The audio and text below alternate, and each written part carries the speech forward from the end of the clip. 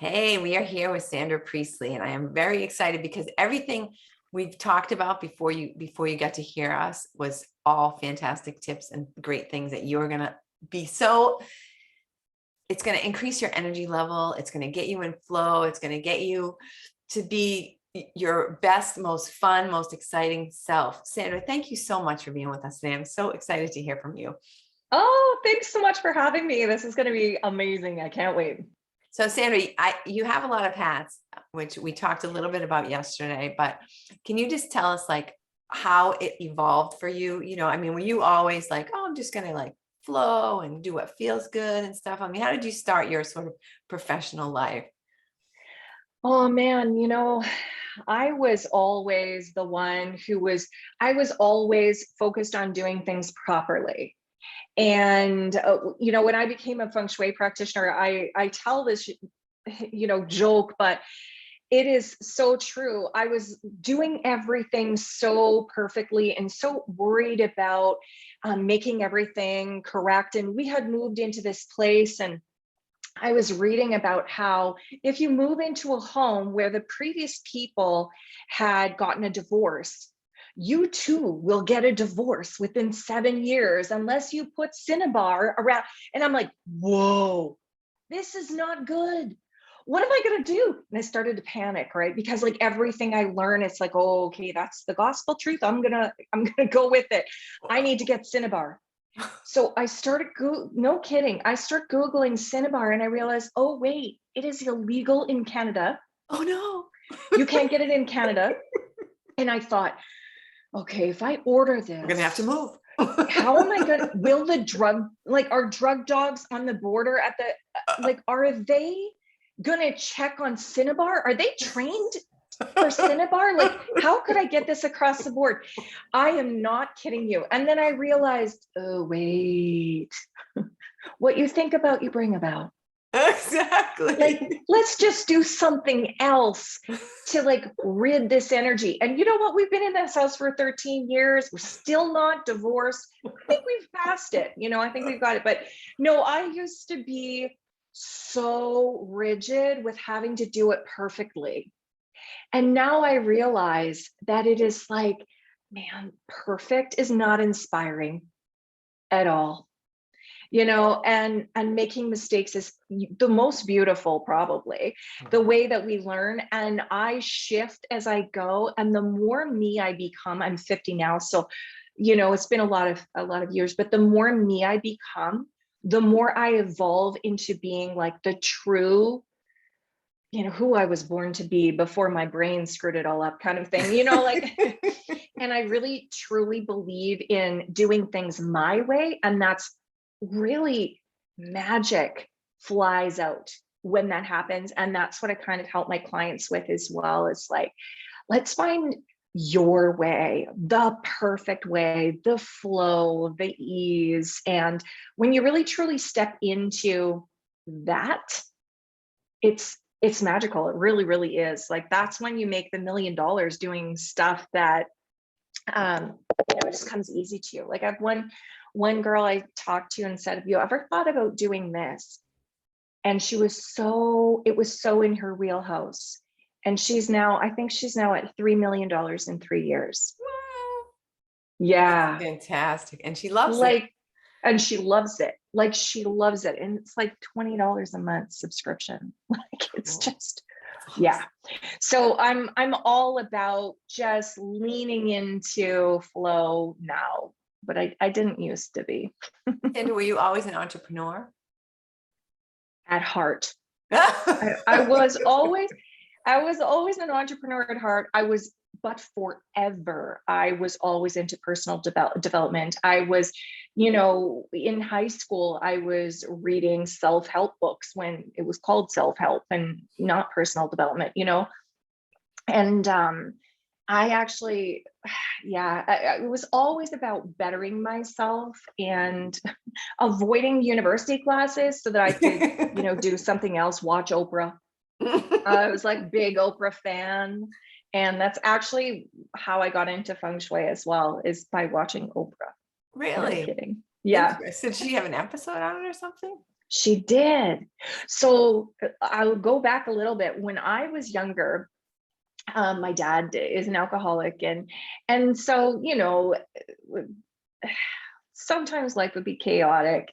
But, you know, even in, like when I was 8, 9, 10, you know, you got big world problems then. Yeah. And I would always come home, and when life seemed to suck, I'd say to my mom, can we paint my room? Can we redesign my room? Like I always want to just change my room. And what I realized was when we changed our spaces, like we would paint the, you know, it was the 70s, right? Like we would paint the kitchen cupboards yellow and then wallpaper with like yellow and brown. It really was like that 70s show. It was cool. And I remember one time so clearly, I remember just feeling like, ah, life sucked, you know, my friend moved away.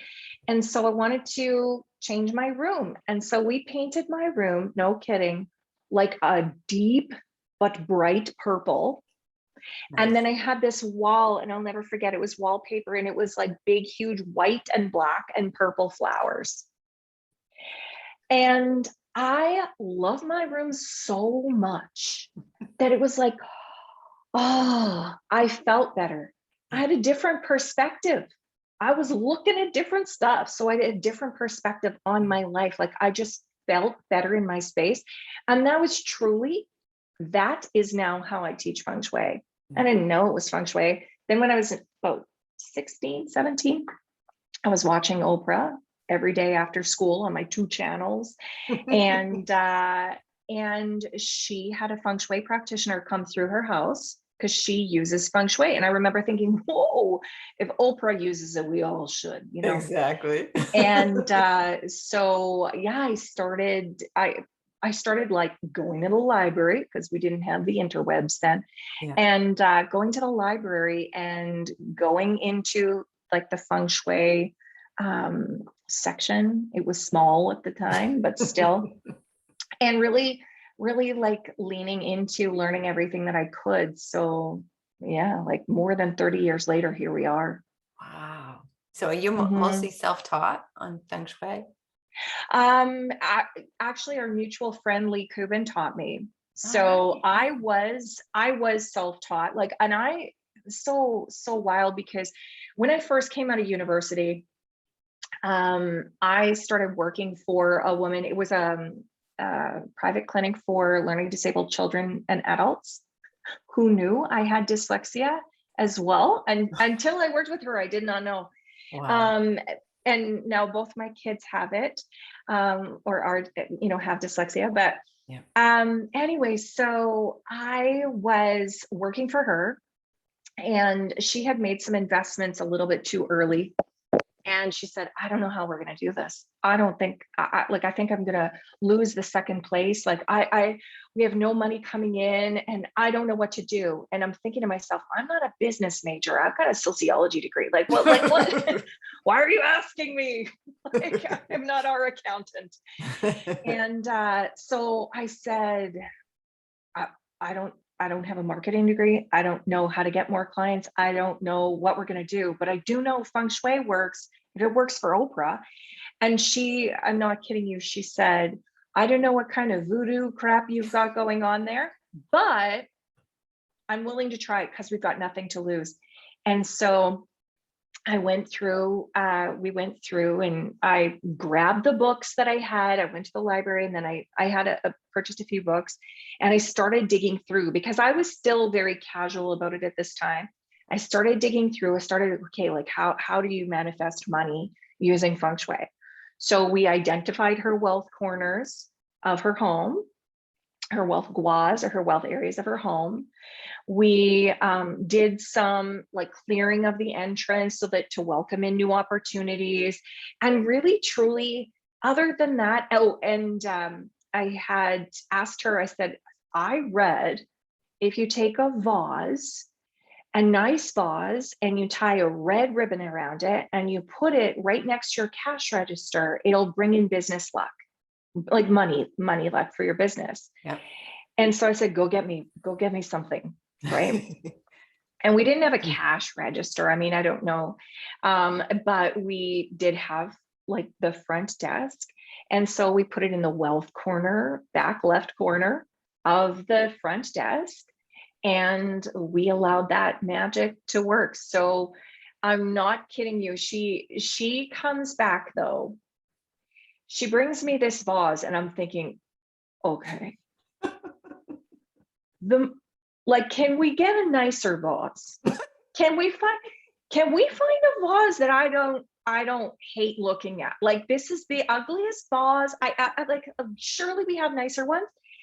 And then she brings me this orangey red plasticky ribbon from, again, the 70s. And like, it was not the 70s, it was the 90s. And I'm thinking, oh, this is not gonna work. Like, let's spring $1 for some nice ribbon, you know? Anyway, we allowed it to work. And I put it on the wealth corner of this desk. And I'm not kidding you, within 1 week, she signed a $100,000 contract. What? Right? Holy moly. I know. And I'm thinking, whoa, this works. Like, I've been learning about it, but like, I didn't know that I could do that, you know? And yeah, so that's kind of like, I just started having fun with it more than I ever had. And she thought I was some miraculous wizard. And she started, you know, like asking me all these questions. I'm thinking, well, I don't know, get my books out, you know? And then I moved and I was a parole officer in a federal institution. And just for fun, some of the girls and I would go and we would hang out once a month. And each month, one of us would teach something. And so I'm like, what am I going to teach? What am I going to do? I'm going to have a game of Survivor. That was really cool last month. I can't do that again. So I decided I was going to teach them what Feng Shui was. And I like praying they didn't think that I was nuts, right? And it just sort of took off. And all of my friends started asking me, like, what would you do for this? And what would you do for that? And I started manifesting money like crazy. And we won a skidoo and like a snow machine. I always call them skidoos, but a snow machine. Yeah. And $10,000 snow machine, like, and the like wildest way. We shouldn't have won it. What else? I mean, like, you name it. Like, we sold 2 properties like that. Like, we were just able to manifest the most amazing things using the law of attraction, using the power of intention, and also some of the feng shui. And so my friends were always asking me to do this for them. And my husband's like, okay, seriously, you got to charge for this stuff. Like, you're gone all the time. You're offering assistance in like what colors to paint and what items to put on the walls. And you're doing, like, I was doing parties for other people. I was like the talent. And so I thought, okay, like, I can't charge for this. I'm not certified, which now I think is ridiculous because I knew so much, right? But so anyway, I think it was my birthday or maybe our anniversary, I can't remember, but he bought me my certification and he just said, find one that resonates with you. And so I was searching, and the more I searched, the more confused I got, because there's different forms of feng shui, but also within each form, there's like, the practitioners take their own take on it, right? Like, so I do BTB feng shui, and it's, you know, heavy into the psychology and shamanism and Tibetan customs. And so I pull more from what resonates with me. And so it got so confusing to me. And then I saw on the Feng Shui Training Center's website that it said, it was the Joseph Campbell quote that Lee had on the website. And it said, when you, now I'm going to forget it. When you follow your bliss, there will be doors where there were once walls. And it was like the thing. I thought, oh, I love that. I love that. And I signed up with her. So that's how I got my certification. I had a business when I first got it in 2010. I had a Feng Shui business, and I would go into people's homes, and like it was magical. It was magical. And every time I would get comments from people saying, oh my gosh, it happened. And I think, and of course it did, but this is amazing, but and of course, you know. Yeah. And then through a series of events, I got sidetracked a little bit, and was working the whole time I was working for the federal government. And but yeah, I got to the point where I would take it on too much. And, you know, as my doctor said, type A's, they burn out, which I did. And I kind of got away from everything that I knew and into survival mode. And just recently, I just left my 23.5 year career with the federal government in leadership. And I had some amazing opportunities, but I really feel like just following your bliss, and there will be doors where there were once walls. Yes. So I took That's the so risk. true, isn't it? It's amazing. Mhm.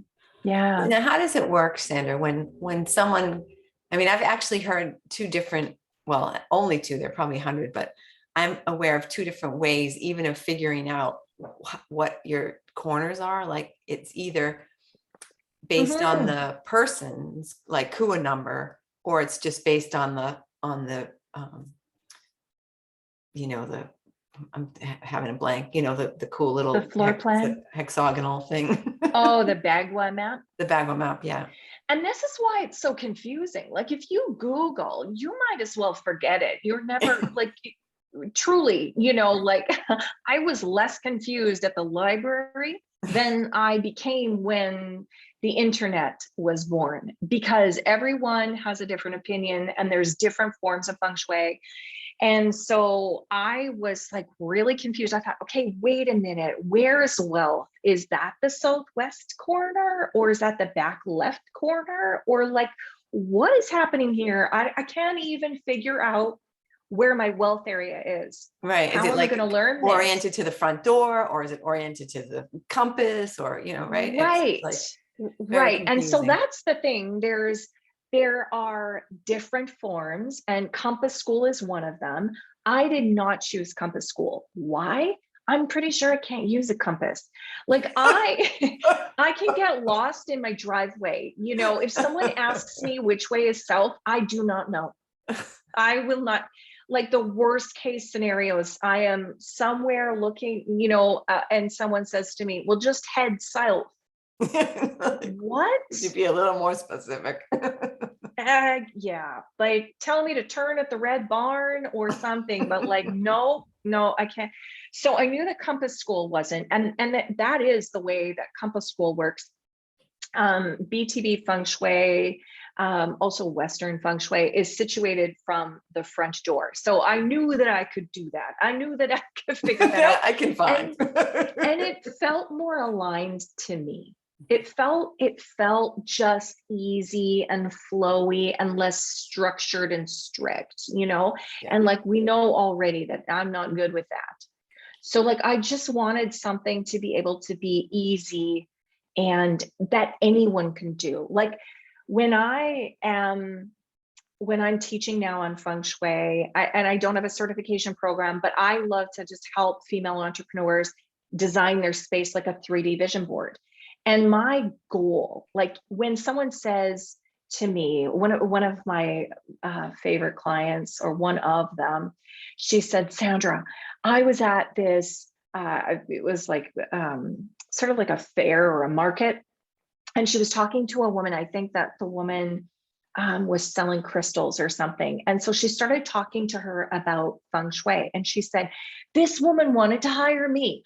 I knew so much about, and I was like, oh, That's amazing. And she was so confident in herself, right? And so that's kind of what I like. I love to just sort of teach people in the most simple way ever. So now for me, you find the architectural front door, like not the one you walk through, but the one that the architect wanted you to walk through. Okay. And that's the front. And so then you just lay this 9-sectioned Bagua map, like a tic-tac-toe board, and your wealth, the area of your home that is related to wealth is in the back left. And the health is in the middle. And inner, I call it inner peace, but wisdom, self-knowledge is front left. And intimate relationships, marriage, back right. And, so all these 9 sections relate to a certain area of your life. And when you know the energy patterns and you know that energy is everything, everything's made of energy, energy patterns are predictable. And when you know the patterns, you can shift your space to manifest, to help you manifest whatever you want. Truly, it's like magic, just like a 3D vision board. And plus, who doesn't want to live in a home that just feels flippin' amazing? Exactly. Like, it's like when you find the thing in your home that's meant to go in wealth, like when you design your back left corner to feel wealthy and abundant, and you put something that you love in there that makes you feel luxurious, and you put that there, it's like it just feels right. And when you walk in, even my favorite thing is when I clean out a closet and I open the doors, like, oh, I feel like a flippin' Kardashian. I mean, I'm not, but like I feel like one, like my closet, everything is all nice and it's not shoes strewn all around. Like, no matter how small it is, no matter where you live, no matter what kind of home you live in, it can feel amazing. And it's just so fun. And it can help you to manifest what you want. Like if you feel good, you're going to manifest good stuff. Yeah, it's so true. It's funny you say that because behind me, it looks like a closet, but I made it into my office. And oh, nice. For a while, I moved out of my house for 3 weeks. Well, I went on vacation for 3 weeks and I had a friend stay here. So I took all kinds of stuff that was around and I threw it in the office. And then when I got home from my trip, I didn't even want to open the door. I was just like, I would like, if I had a piece, something that had to go in the filing cabinet, I just quickly opened the door, put the paper down and closed the door. I didn't even file it. I was just like, oh my God, I don't even want to look in there.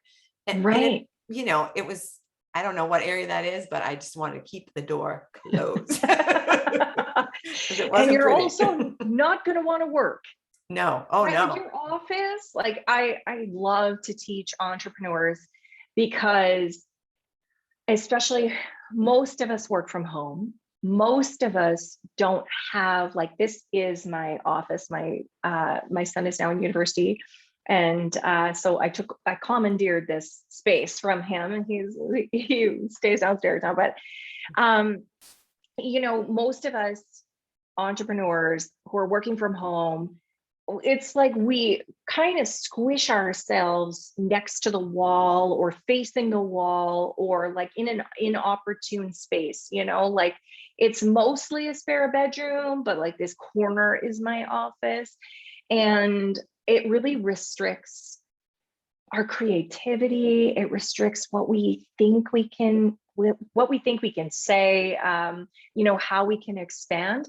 And so when we can really shift our space, it's amazing the things that open up for us, the opportunities that open us up to us. So I love working with entrepreneurs just in their office space, wherever that happens to be, making it the most profitable and creative. I obviously need your help. It's interesting it's my favorite thing to since do. I can't, sorry. It's my favorite thing to do. So yes. Well, since I can't go in the office anymore and work, or, it's just like a table. And then like you say, I'm facing the wall. But since that area has sort of been, I did put some stuff away, but since it's kind of not really been feeling good to me, I've started working in different parts of the house. And right now I've got like an island in the kitchen, and and sometimes I work here, and I've got a view of the ocean, there's a window in front of me, and Oh, wonderful. and the other option is I'll sit on the couch and I'll work on the couch. And I've noticed that when I'm sitting here in this chair, and I don't know if this matters, but facing a specific direction, I get a lot more done. But the chair's not very comfortable, which, so eventually I'll go, oh, I'm going to go to the couch. But as soon as I sit down at the couch, I'm like, oh, okay, I'm going to goof off. Yeah. Well, and I mean, again, like I'm not into directions, but I am into inspiring views. So, looking out at the ocean might just feel expansive and feel like, more creative for you, or able to get more stuff done. Or there's less distractions around when all you're looking at is the office too, right? I know for me, I used to, when my kids were younger, I used to sit and work on the couch, and there would be like things around, like I would turn my back to the kitchen because I needed to still clean the kitchen, but it was like I still knew it was there. Yeah. And then like the TV would be going and the kids would be running back and forth in front of me, and I would think, well, I'm still with the family. No, Yeah. I was not working for 8 hours, but I had my fingers on the computer, and I could have so much more focused time when I was in my designated space. Yeah.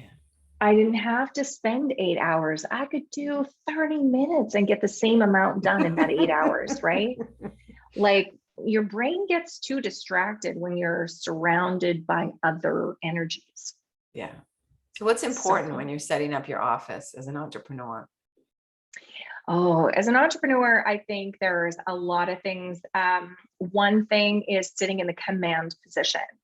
And this is probably the thing that most entrepreneurs struggle with, because again, they're like stuck into a spare room, or, they're working at the kitchen table. But the command position is with your back to a solid wall, hopefully. I mean, you can't always have all of these things, but, we try our best. So back to the solid wall so you feel secure. Yeah. One of the cardinal rule of Feng Shui is always protect your back.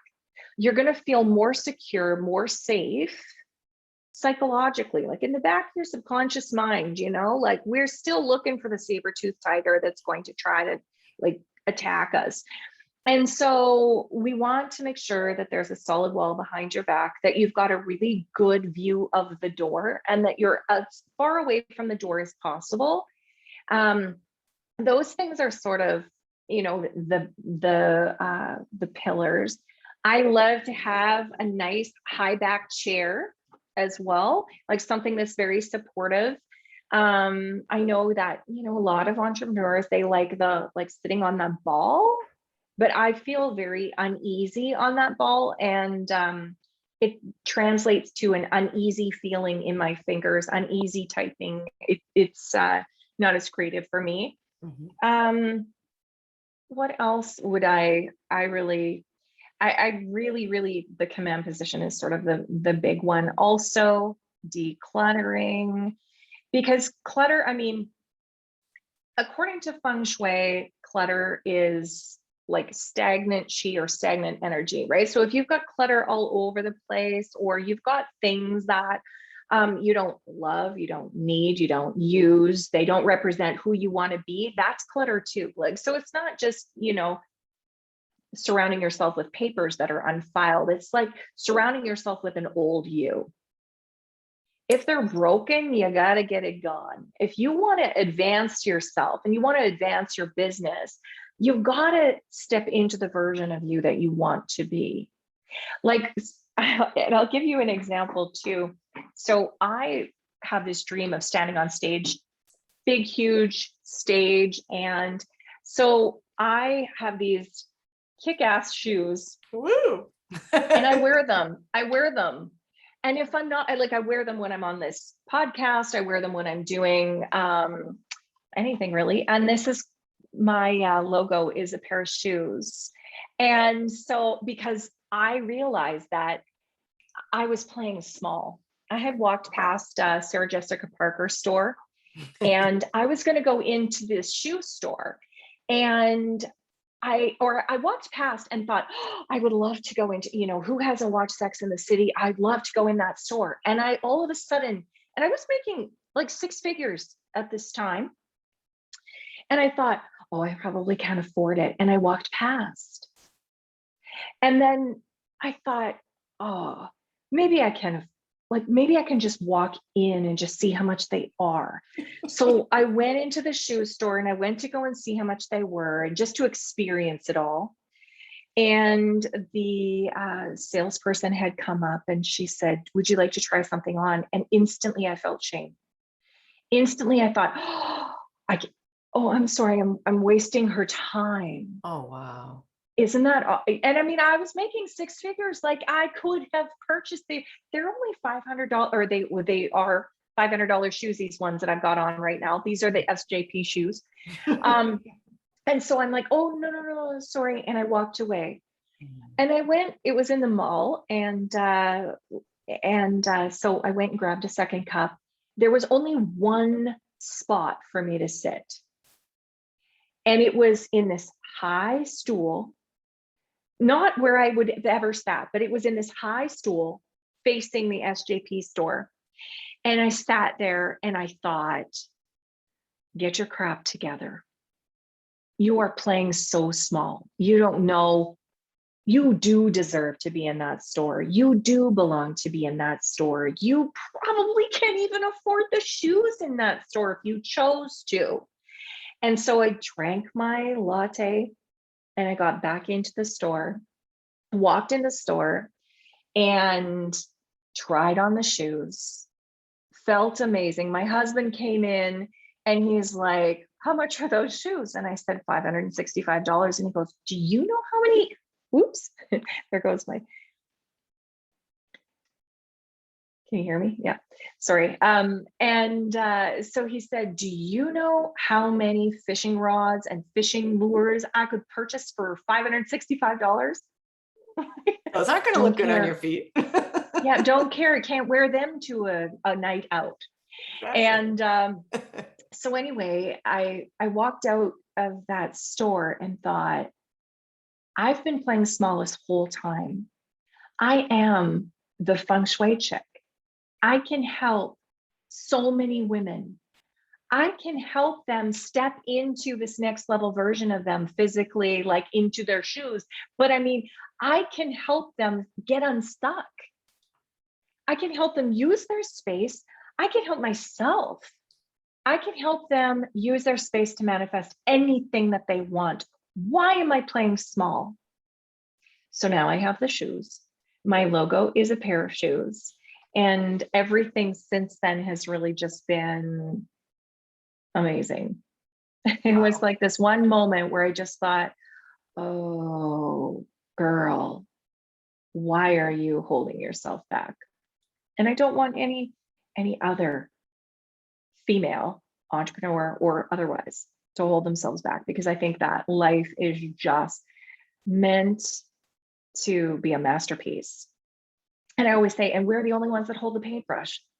You know, we can't expect something magical to happen because we get to choose to create it. So beautiful. Wow. And it's funny because you're not aware, right? You weren't aware that you had that feeling until you got to the store and said, oh, whoa, wait a minute. I don't belong here, you know? I had no idea. Yeah. Like, I mean, truly, I had no idea. We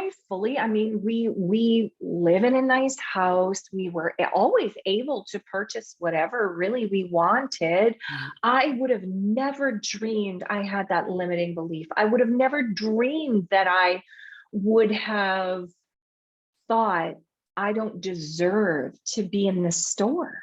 Right.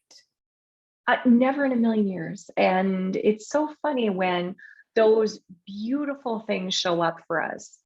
It's always working, you know, it's always happening. It's always working. It's always for us. Like every single message that I get, I think, wow, like that was just so much synchronicity, or that was just such an amazing gift I had, you know? Yeah, definitely. Yeah, it's so powerful. I mean, I forget, I mean, something similar to that happened to me a couple of weeks ago. And now I can't even remember what it was, but I just remember thinking, well, wait a minute, what makes you, why do you say that, that's, and you hear people say, oh, it's your parents' voice, right? Or it's your mother's voice saying, oh, wasting money on that, and blah, blah, blah, blah, blah. It's Yeah. like, no, getting it. Yeah, you know what? And that's the thing. I think sometimes we think that we need to dig and dig and dig and dig at, the origin, and it's hard on the soul.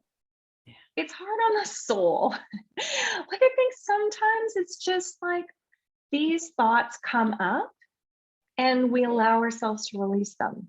Yes. Like, it can be gentle. It doesn't have to be digging at when was the first time you ever thought that. And, I have been trained that way. Not for Feng Shui, but, in other personal development courses that I took and money courses, and like, let's just like find the source, and I think, or let's just make it be easy. One of my favorite books, I've got a number of them, and I'm dyslexic. I don't read books generally. And so if I say that this is an amazing book, it means it's really amazing because it took me a lot of energy to read it.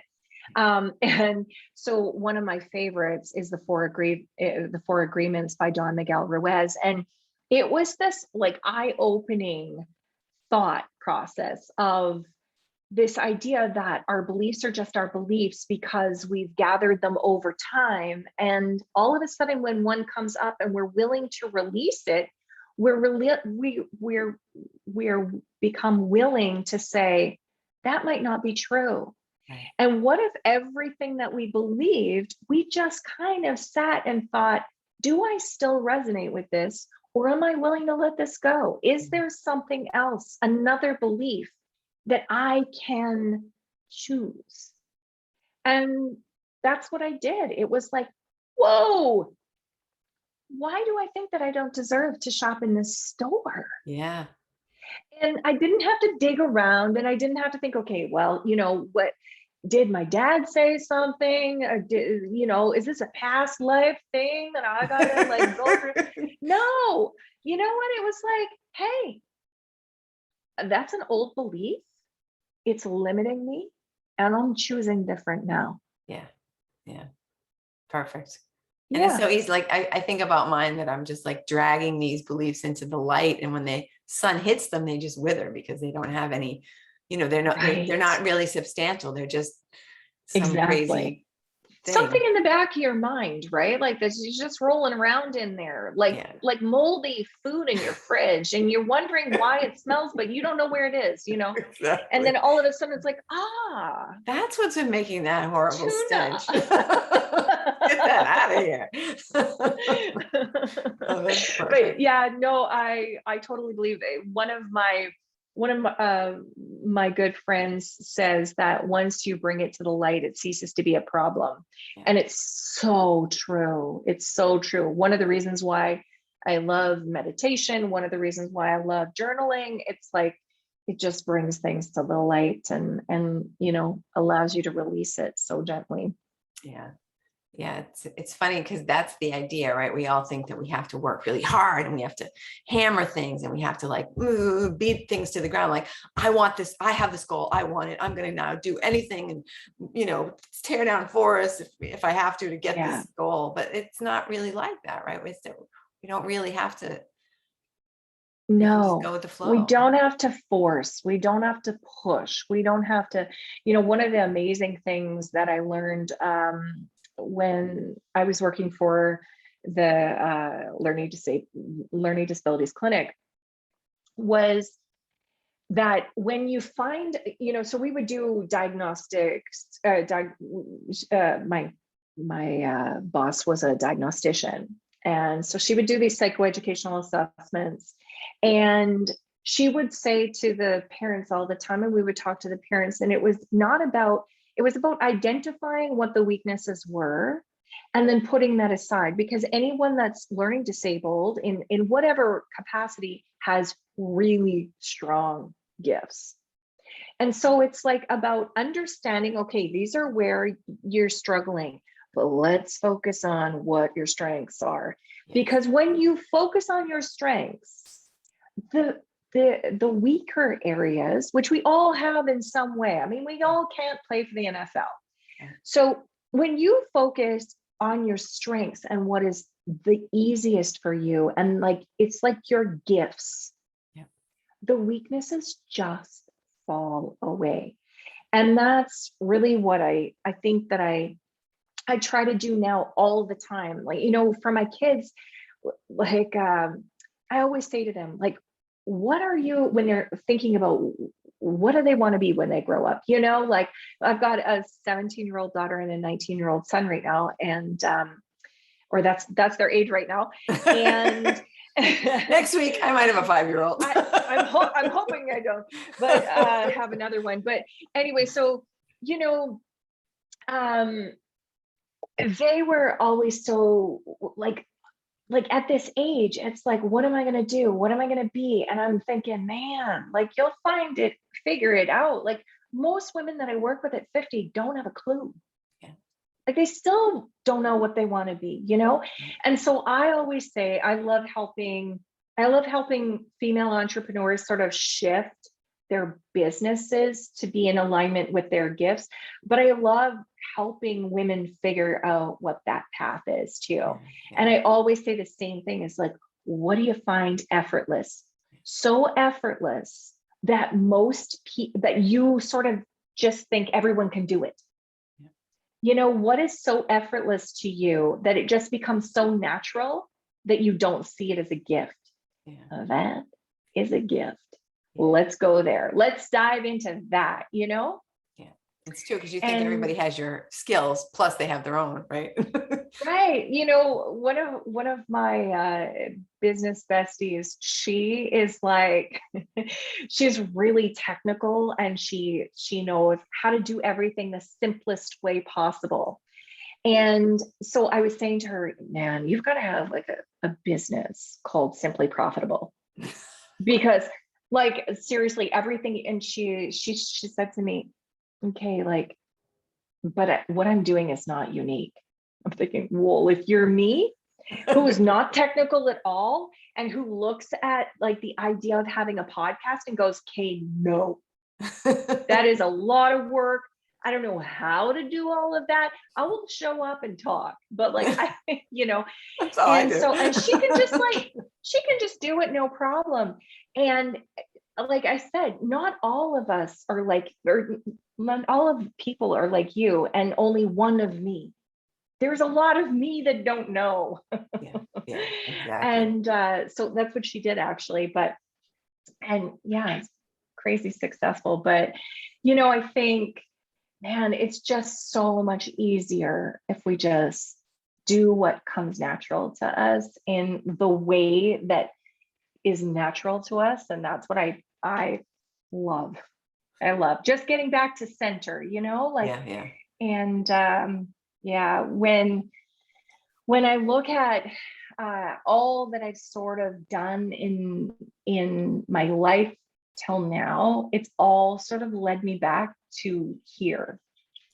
Oprah says there's a golden thread, you know, where it's sort of everything ties together, and you don't always necessarily see it until all of a sudden it just makes sense.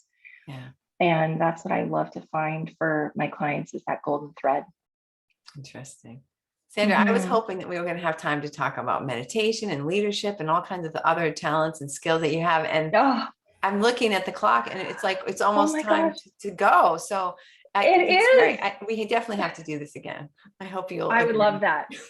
So amazing. I would love that. I would love that. Excellent. So if I've just been listening, which I have been listening to you, and now I'm saying to myself, okay, well, obviously I have to call Sandra. Obviously I have to work with her. Obviously she's going to help me to like jump and take the next path in my life. But what could I do today? What can I do for myself today to at least start me on the right path to financial independence, to a life and a job that I love, and all that good stuff? Any advice you can Well, share? oh my gosh, I have so much advice. Like I'm sitting here I knew you were going to ask me this, and now I have like 48 things I want to tell you to do. Yay! But I know. So the first thing that I would say is create your own Zen den. Create a space. I don't care where it is. My Zen den is now in my office, but initially it was in my tiny ensuite. I love that ensuite. And seriously, it's just small, but I loved it. And that was my Zen den. So I made sure that I removed all the things that no longer served me. And I had plush towels and, like favorite scents. No, like, don't grab the creams from the hotel rooms and call that luxury. Like it's not. So, like a beautiful creams or wonderful towels, or if it happens to be your office, like, design it so that this is your space that just feels amazing. All of us should have one, and then spend time in it. Even if it has to be, like I tell people, even if it has to be just one side of your bed, like put flowers on your nightstand, like just and a beautiful journal and a wonderful pen. There is something so magical about like just being in your space, your Zen den, your area of your home that just feels like you and feels amazing. It's just uplifting. And when you start there, then you can sort of gradually create other Zen dens, and sort of expand it out to your whole home. Decluttering is something that I always say. I think people tend to think that decluttering is Feng Shui. It is not. Decluttering is like wiping the whiteboard off before you start chemistry. It's like wiping the math off before chemistry starts. But decluttering really truly is so powerful, because even though in Feng Shui they say decluttering is stuck chi, like stagnant energy. Yeah. I love to say that clutter is like undone tasks and the person that you used to be. So you can imagine why you would feel so stressed and so overwhelmed when you look around and there's a whole bunch of undone tasks. So like initially, like just clearing the clutter, whether it's like going into one drawer or one closet. I cleared out one closet in my life path area, and then you popped into my life. It happens every time. I just realized this morning. And it truly, it's like, it just opens us up to new possibilities and new opportunities. And if we're kind of cluttered with stuff, there's no way that anything new can come to us. So when we release all of the things that are broken, we don't use, we don't love, get rid of the avocado slicer. You're never going to use that sucker. When you get rid of all of those things and the things that represent the old you, magic happens. It's like new opportunities, you're able to see them. And I always give this example because it's the most obvious one. But if what you want is you want to find your soulmate, you want to find a new relationship, you probably know your best friend is going to tell you to get the pictures of your ex out of your house. She's gonna. And so that goes with everything. It goes with absolutely everything. If you feel like you want to create abundance, get rid of the broken things that keep you poor, or that you're holding on to because you think, well, I can't afford this. If it's broken, you probably don't need it. You don't have to purchase anything more. Just release that and see what happens. Release that that idea that you can't ever attract it back in a better way. And then I would say just quiet your mind in whatever way possible, because when you can, when I was at work, I was saying to my husband, what do you have going on through your mind right now? And he's like, nothing. Homer Simpson on a tricycle, like nothing. How And does I he do said, that? hey, I There's don't never a know, time in my right? life when there's nothing happening up there. I call him an underachiever. Like I said, I have 10 thoughts all the time, running through all the time. And he's like, whoa, that's exhausting. How do you do that? And what I realized was it can be so much simpler. And that's why I became a meditation guide, because I was trying to meditate using the Calm app. I mean, Matthew McConaughey's on there now, but who doesn't want to listen to that? But like, so I was listening to the Calm app, and I was using the Headspace app, and I was doing hypnosis with my friend, and nothing seemed to work because I was always judging myself on like thinking the thoughts. They say with meditation, it's like that, think of a thought and put it in a cloud and let it fly. And like, what does the cloud look like? Is it a rain cloud? How many clouds? This is awful. And so I started doing this sourcing meditation that I'd heard about through Rebecca Campbell. And I realized I couldn't find it anywhere. So I just started to create it and sort of do this meditation, in that you could have like conversations with spirit animals or conversations with your angels, and like really truly get the information, the sort of like higher That higher communication, that connection. intuition. Yeah. Right. And so that's the kind of meditation that I started to do. And the more I did it, the more focused I became, and I had less of the 10 thoughts.